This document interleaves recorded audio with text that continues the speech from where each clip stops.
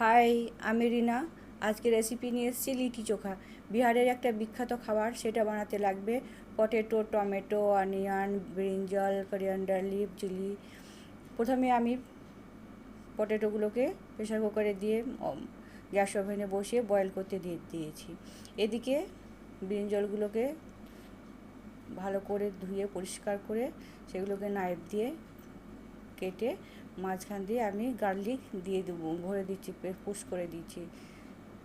আমি এইভাবে দুটো ব্রিঞ্জলকে রেডি করছি এবং তার মধ্যে একই জিনিস একই প্রসেসে রেডি করছি দুটো ব্রিঞ্জলকে। তার মধ্যে আমি মাস্টার্ড অয়েল একটুকু মাস্টার্ড অয়েল মাখিয়ে দিয়েছি এবং ওভেনে গ্যাসে পোড়াবার জন্য দিয়ে দিয়েছি। তারপরে আমি টমেটোগুলোকে পুড়িয়ে নিয়েছি। এরপরে একটা পাত্রে আমি টমেটো, পটেটো আর ব্রিঞ্জলকে একসাথে ভালো করে ম্যাশ করে নিচ্ছি, যাতে তার মধ্যে কোনো গোড়া গোড়া ভাব না থাকে। এটা হবে চোখা বানানো হবে, যেটা হবে খুবই সুস্বাদু একটা খাবার। লিটির সাথে একটা উপযুক্ত খাবার। সেটা বানাতে লাগবে আমি দিয়েছি অনিয়ন দিয়েছি, চিলি দিয়েছি, কোরিয়ান্ডার লিভ দিয়েছি, সল্ট অ্যান্ড মাস্টার্ড অয়েল। সেগুলোকে ভালো করে একসাথে মেখে রেডি হয়ে যাবে চোখা। এর সাথে আমি বলে রাখছি, আমি আজকে 101 নম্বরে পোস্ট করছি।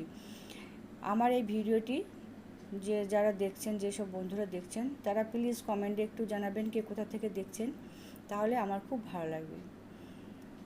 আমি কলকাতা থেকে পোস্ট করছি।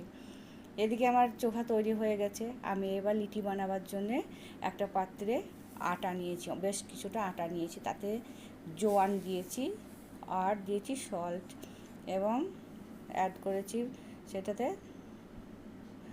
পানি অ্যাড করে সেটাকে আমি একটা ডো তৈরি করে একটা ঢাকা দিয়ে 10 মিনিটের মধ্যে রেখে দিয়েছি।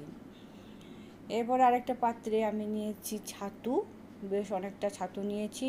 সেখানে কোরিয়ান্ডার লিভ দিয়েছি, চিলি দিয়েছি, অনিয়ন দিয়েছি, তারপরে সল্ট দিয়েছি, তারপরে মাস্টার্ড অয়েল তো বেশ খানিকটা দিয়েছি, তারপরে ব্ল্যাক সল্ট দিয়েছি। সেগুলোকে ভালো করে চটকে একটা বেশ নরম একটা মুঠো তৈরি হচ্ছে, সেরকম একটা পর্যায়ে নিয়ে এসে সেটাকে রেখে দিয়েছি। এদিকে 10 মিনিট পরে আমি সেই আটার ডোটাকে ভালো করে আর একটু করে মেখে আমি লেচি তৈরি করে রেখেছি।